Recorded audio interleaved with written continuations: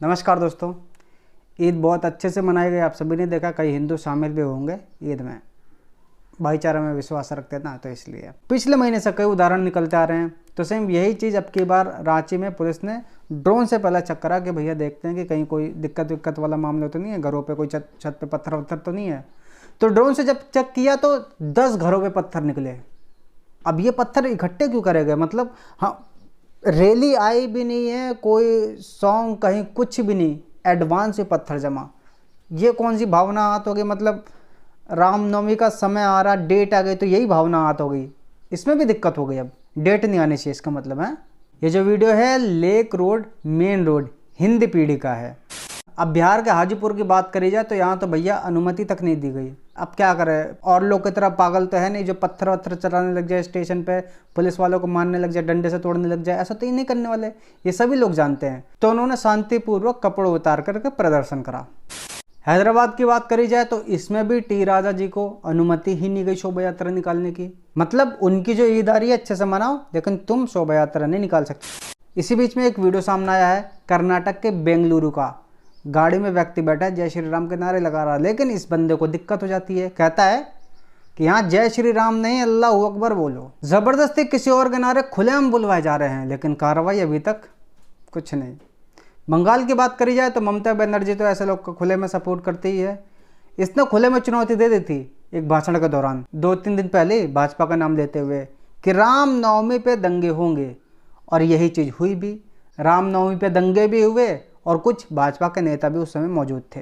और पुलिस की बात करी जाए तो ऐसी बात नहीं कि पुलिस नहीं थी, पुलिस भी मौजूद थी, सब देख रही थी। लेकिन यहाँ मालकिन साहब ने कह दिया कि दंगा होगा, और हो रहा है। जैसा कहेंगे तो वैसा होगा ही ना। अब ये तो भाई सबकी निगाहों में है, कार्रवाई कर सकते हैं सरकार तो करे, नहीं तो जनता अपने हिसाब से करे। और मामला भी यहाँ भी नहीं रुकता है। सरकार अगर आपके साथ है, प्रशासन आपके साथ है, सबके साथ में है, तो अगर शोभा यात्रा अच्छे से निकल रही होगी ना, तो ये किसान यूनियन वाले सामने आ जाएंगे, ये लोग यात्रा को रोक देंगे। अब क्या आप खुद बताओ कि ये कौन से कहाँ तक ये सही है चीज़ है? मतलब घृणा नफरत जितना कुछ हो रहा केवल यहीं पे हो रहा है। श्री राम के जन्म भूमि पे तुम रह रहे हो और यहीं के रहते रहते गद्दारी कर रहे हो। अब इन सब की धीरे धीरे करके सच्चाई सामने आती जा रही है। सरकार के खिलाफ तो आवाज़ उठाना एक केवल बहाना था, असली काम तो भगवान श्री राम की शोभा यात्रा को रोकना था। अपने बाप की यात्रा को रोकने वाला तो हिंदू हो नहीं सकता। ये पता नहीं किसान के बेस में कौन है। चलिए अब थोड़ा आगे की बात करते हैं। एक केस निकल के आ रहा है उत्तर प्रदेश गाजीपुर से, जहाँ पे बताया जा रहा है 12 मार्च को शिव विलास के घर पे हमला किया गया, और उस बंदे को आज तक मालूम नहीं कि हमला क्यों किया जा रहा है। सेम इसी तरीके से अभिमन्यु की दुकान पर भी हमला किया, और अभिमन्यु की दुकान जो थी केवल पान की थी, उससे अपना घर बार चला रहा था। ऐसा बताया जा रहा है कि इनको परेशान किया जाता है, हर बार पलायन के लिए मजबूर किया जा रहा है।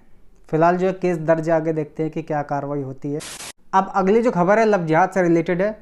लड़की की मुलाकात शोरूम में होती है एक लड़के से जो अपना नाम समीर पटेल बताता है, गुजराती हिंदू बताता है। जब धीरे धीरे करके बात आगे बढ़ी, शारीरिक संबंध भी बना लिया। मतलब लड़की को होश तब आया जब उसके साथ में शारीरिक संबंध बना लिए। फिलहाल जो सुदर्शन न्यूज़ ने लड़की की मदद करी है।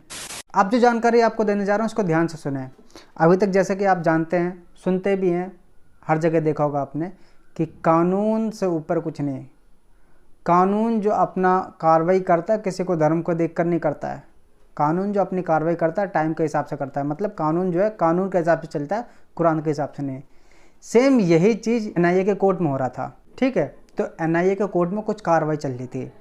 त्रिपाठी जो कि जज थे एनआईए के कोर्ट के, उन्होंने पाया कि इरशाद नमाज पढ़ने के लिए बार बार अदालत से बाहर जाते थे, इसलिए आरोपितों को प्रतिनिधित्व करने के लिए एक न्याय मित्र नियुक्त कर दिया। इसके बाद मोहम्मद इरशाद ने हाई कोर्ट का रुख किया, तो हाई कोर्ट के जस्टिस शमीम अहमद ने धार्मिक आधार पर भेदभाव बताया, और जज जो कि एनआईए कोर्ट के थे उनको समन भेज दिया। त्रिपाठी ने हाई कोर्ट में पहुंचकर जज के सामने बिना शर्त के माफ़ी मांग ली। कमेंट सेक्शन आपके लिए खाली है। आपसे जानना चाहूँगा कि क्या हाई कोर्ट ने काम सही किया या गलत किया। अब एक झारखंड से खबर आ रही बहुत बड़ी। जैसे कि आप जानते हैं कि आजकल सोशल मीडिया का ज़माना, तो अधिकतर लोग जागरूक हो चुके हैं, लेकिन उनको ये नहीं मालूम है कि सामने वाला बंदा कब हमला कर देगा। इस चीज़ को लेकर अभी तक जागरूक नहीं है। इसके लिए क्या तैयारी है, इस चीज़ के लिए अभी तक जागरूक नहीं है। तो झारखंड से खबर आ रही है कि एक युवती डैम में पानी भरने के लिए जा रही थी, उसको कुछ मुस्लिम लड़के छेड़ते, नंबर मांगते हैं। वो कुछ नहीं बोलती, चुपचाप घर वापस आती है। तो घर पे वो लड़की अपना सब कुछ बताती है कि भैया, और माँ को सबको बताते हैं कि वो नंबर मांग रहा था लड़का, ये लड़का है, वो छेड़ रहा था। तो उसका भाई नीरज जाता है वहीं पे। लड़के का नाम था, जो मतलब नंबर मांग रहा था, उसका नाम था अख्तर। तो नीरज और अख्तर के बीच में बहसबाजी हो गई। उसके बाद लोग आए, बीच बचाव करने लग गए। मामला थोड़ा शांत हो गया। तो कुछ समय के बाद नीरज जाता डैम के पास शौच करने के लिए।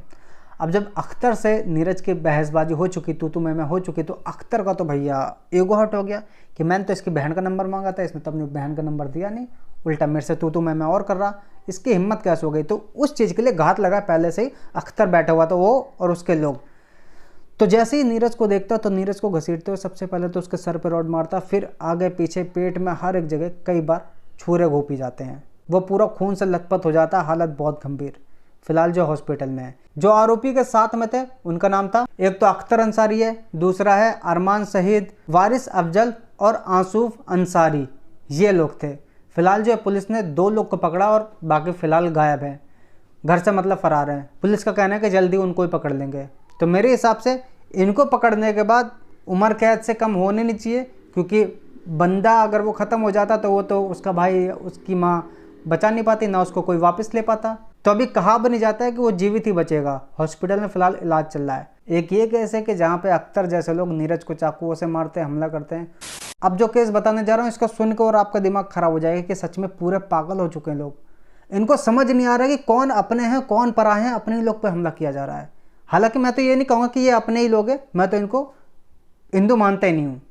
भीम आर्मी की बात कर रहा हूँ। ये एक वो ब्राह्मण परिवार है जिसके बेटे की हत्या कर दी गई, जिसके पोते का अपहरण कर लिया गया है। पुलिस को कार्रवाई करनी चाहिए उनके खिलाफ, लेकिन SC/ST एक्ट के तहत इन पे मामला दर्ज किया गया है। रो रो कर बुरा हाल है। मैं चाहता हूँ कि इस जानकारी को अधिक से अधिक शेयर करें आप। मैं शेयर करने के लिए इसलिए कह रहा हूँ कि ये जो SC/ST एक्ट को लेकर लोग दुरुपयोग करते हैं ना, ये बंद किया जाए। नमस्कार।